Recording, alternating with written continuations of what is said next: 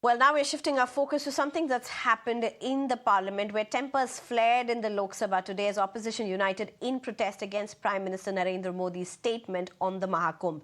Calling the Mahakumbh in Prayagraj a historic milestone, Prime Minister hailed it as a proof of India's ability to host a massive global congregation.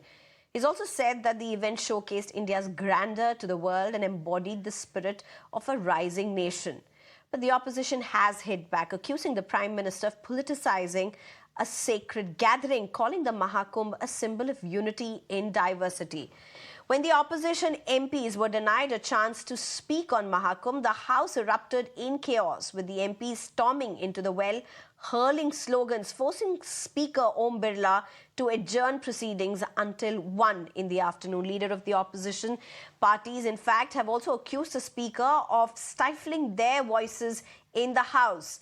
BJP leaders have meanwhile come to the Prime Minister's defense, slamming the opposition for disrupting parliamentary decorum. In fact, Priyanka Gandhi Vadra went on to say that the opposition should have been allowed. It should have been allowed at least 2 minutes. If Prime Minister could speak about the Mahakumbh, the opposition also had their views about Mahakumbh.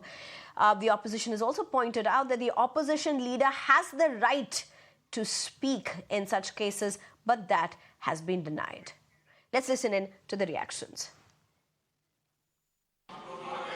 मैं इस सदन के माध्यम से कोटि कोटि देशवासियों को नमन करता हूं, जिनकी वजह से महाकुंभ का सफल आयोजन हुआ। महाकुंभ की सफलता में अनेक लोगों का योगदान है। महाकुंभ ने उन शंकाओं आशंकाओं को भी उचित जवाब दिया है जो हमारे सामर्थ्य को लेकर कुछ लोगों के मन में रहती है। एक कंप्लेंट थी, एक शिकायत थी, श्रद्धांजलि नहीं दी प्रधानमंत्री ने। जो लोग जिनकी मृत्यु हुई थी उनको श्रद्धांजलि नहीं दी। और दूसरी बात मैं ये कहना चाहता था कि देखिए, कुंभ की जगह है, मगर जो युवा कुंभ में गए उनको प्रधानमंत्री से एक और चीज चाहिए, उनको रोजगार चाहिए, और प्रधानमंत्री को रोजगार के बारे में भी बोलना चाहिए। डेमोक्रेटिक जो स्ट्रक्चर है, जो एलओपी को तो मतलब परमिशन देनी चाहिए, मगर नहीं देते हैं। बट ये न्यू इंडिया है। Well, I'm being joined by Manish Barriarr right now, who's a political analyst, Imran Ahmad Ali, who's a lawyer and political analyst, as well as B.S. Arun, who's a senior journalist. Thank you very much, all three of you, for joining me. Manish Barriarr, what's the problem, Manish Barriarr? The opposition, yet again, on yet another issue, saying a very simple thing. Why are they not being allowed to speak? Good evening, Sneha ji, and to my co-panelists and your viewers. The prerogative is with the speaker. And obviously, these days, everybody has the freedom to speak the way they wish to and what they wish to do it. I think the bigger issue is that what Rahul Gandhi ji said. He said कि उन्होंने श्रद्धांजलि नहीं दी. But we all know that when that unfortunate incident happened, Prime Minister actually on X, he sent his condolences, and most importantly, it is not a symbolic gesture only. He did that, right? But most importantly, the action that was taken by the government, corrective action to ensure that that congregation remains, incident-free after that. I think that is more important. Having said that, one more thing I would like to say: there have been several instances when the leader of opposition, Mr. Rahul Gandhi himself, has not given any condolences. I was looking at Bangalore; there was violence. In fact, in Kashmir, so much of atrocities have happened, but he has never come out and given any condolences, any Shraddhanjali, ever. So I find it's a double speak. Having said that, I felt that, it would have been better if Prime Minister had spoken 2 words on that. Although, again, that was not the moment. The subject matter that was being discussed was about Kumbh overall, but it's okay. I think, the country has looked at it, was what Prime Minister has done to ensure that the greatest congregation on earth, in fact, went on pretty peacefully and in a well-structured manner. Manish Barriarr, nobody takes away from Mahakumbh for what it is, and there has been praise flowing in from all quarters for people who have gone there, who have spoken about how well organized Mahakumbh has been, about how people have been safe in those places, so on and so forth. So that is something nobody can take away from. But there's another aspect of this, and that is there are people who lost their lives. The counts varied depending upon where they were coming in from. It changed day in and day out. That's another part of it. But as the Prime Minister speaks, was that Shraddhanjali on X sufficient for a Prime Minister who was speaking in the Parliament? See, as I said earlier, actions speak louder than words, right? You must look at how the government has responded to that crisis, isn't it? So I think the Chief Minister it's a state subject, but most importantly, Prime Minister has been on the forefront in terms of congratulating as well as putting his condolences on any issues. In fact, I would say it was in very bad taste when Mr. Rahul Gandhi really raised this up, because he himself is guilty and opposition is guilty of very selective condolences on issues. I don't want to really take this further, but I will go to the extent that whenever one community some unfortunate incident happens, then he's always in the fun front. But when it comes to Hindus, he's never there. And I've checked a lot of records. So, if he opens this up, it's a Pandora's box. Okay. And it's going to hit him very badly. Right. Imran Ahmad Ali, here's the question. What Manish Barriarr is saying. Manish Barriarr is saying a very simple thing. And that is, actions speak louder. The government ensured what it had to after the stampede. How do you respond to what Manish Barriarr is claiming? Are you okay with what happened subsequently? Is that enough? Is this a question directed to me? Yes, Mr. Imran Ali, go ahead. So I think where I agree with Mr. Manish is that I agree with certain parts in what he said. However, we need to understand the fact that when we celebrate success, we also need to understand that we have to acknowledge failures or things that we can do better. Now, my question in the whole thing would be not whether the condolences were given. For a matter of fact, condolences were given. However, when we were giving a general account, probably a condolence for those families who've lost, and most would argue that in a congregation of 500 to 600 million people who've congregated, a death of 30 to 39 would not be much. However, for those who've actually lost those people from their families, even one death is a death too many. What we really need to understand and we need to come back to in a matter of fact is that whether the government is taking a review in order to prevent future, these mistakes coming up in these congregations. And I absolutely agree with Manish that sometimes, you have to see the bigger picture. Manish did say, give a lot of interesting points, but where I really disagree with him is again dividing this on communities, again dividing this on religion. Let's step out. Those 39 people who lost their lives, we cannot confuse issues in saying that, ex-leader only supports one kind of community. I'm sorry, that's not the topic that's up for discussion today. Today, we're saying that whether the government should have acknowledged, the Prime Minister for a fact did acknowledge it. However, what review has been taken, how these mistakes will not happen in the future, is something that the government should also speak about in the future. Now, the main germination of this particular issue, I feel, is the Leader of Parliament did not get an occasion to speak, whether be it for a minute or 2 minutes. That, I feel, in a democratic setup has to be awarded. Okay. You have to hear criticism for a government to do well. B.S. Arun, come here at this point. B.S. Arun, how much of merit is there to what opposition is saying?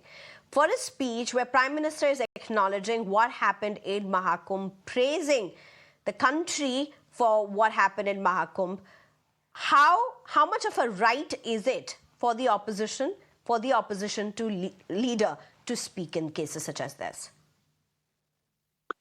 Now, as far as the procedures in Parliament is concerned, as far as I know, a discussion on any subject in either Lok Sabha or Rajya Sabha is not normally followed by the replies given by the minister. The minister gives the reply once.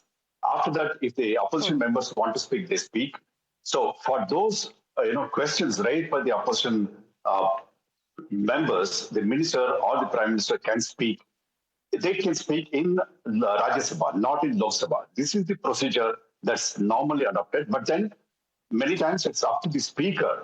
It's the prerogative or discretion of the speaker to allow the opposition members to raise questions or to have their say, following which the minister or the prime minister replies. So this is normally the procedure. In Lok Sabha, it is normally not allowed. To that extent, I think the speaker is right. But then on special occasions, the speaker has the discretion to allow the opposition members. So having said that, as far as this issue is concerned, I heard the Prime Minister's speech. It was a very eloquent speech. It paid tributes to so many people, including the state government, the people of Prayagraj, and people who came from across the country. Whether it's creed or caste or religion, irrespective of that, people came there to pay their respects and they had the faith in the Mahakumbh.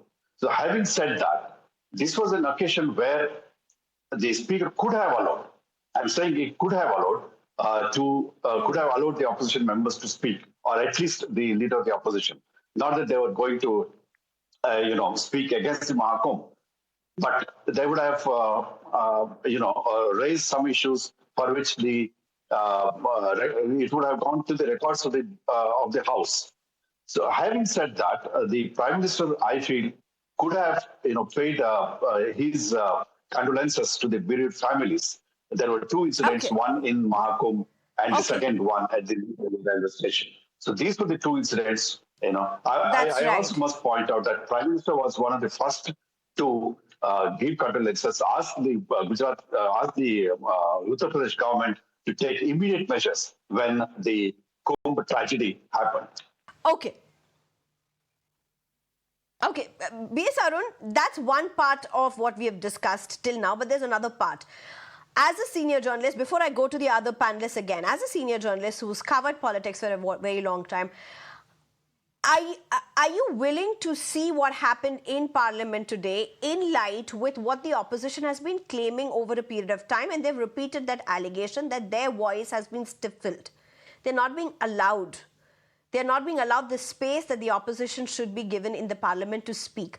Are you willing to see what happened today in the light of that?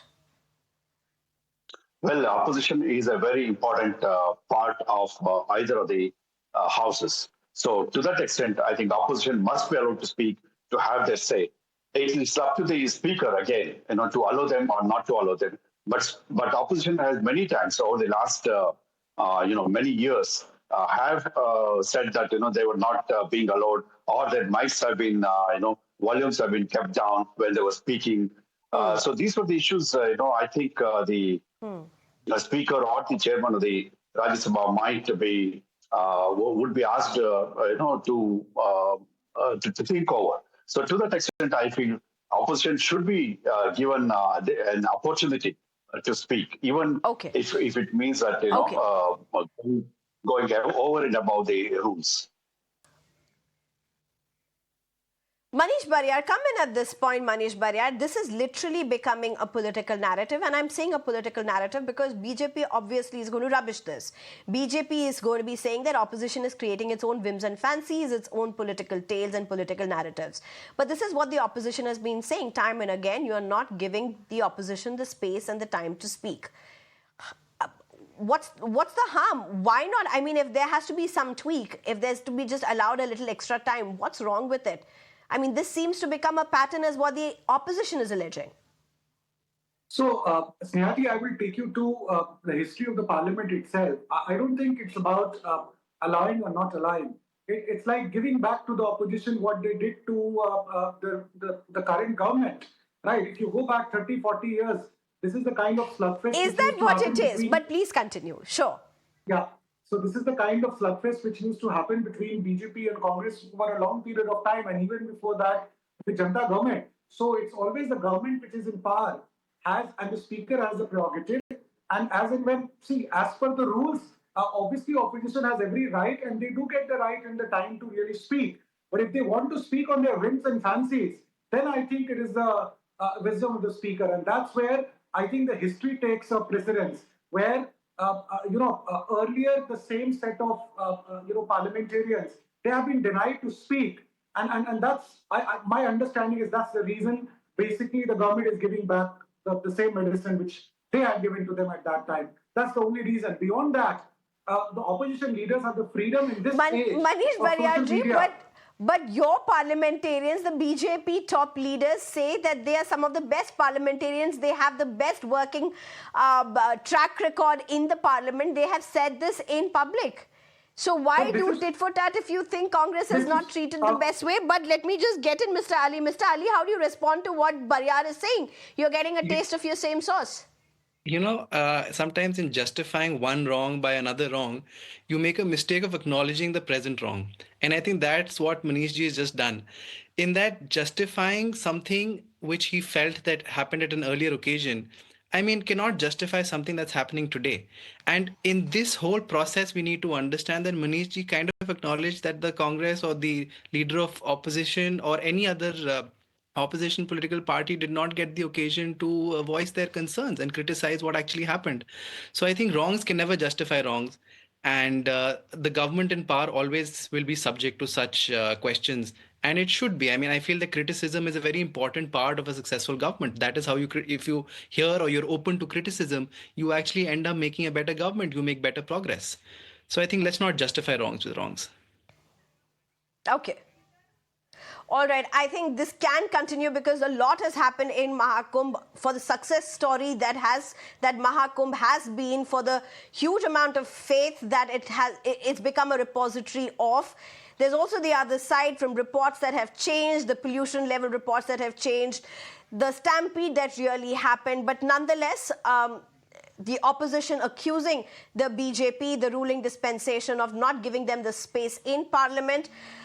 You heard the senior journalist here say that may not have been necessary if you go by the traditions, but nonetheless, nothing would have happened if they would have allowed. This is what happened in the Parliament. We've brought you all the views. Thank you very much. Manish Barriarr, thank you for joining us. Imran Ahmad Ali, thank you for joining us, as well as B.S. Arun. Thank you for your time and your perspective. It's time for a very short break. On the other side, news and updates.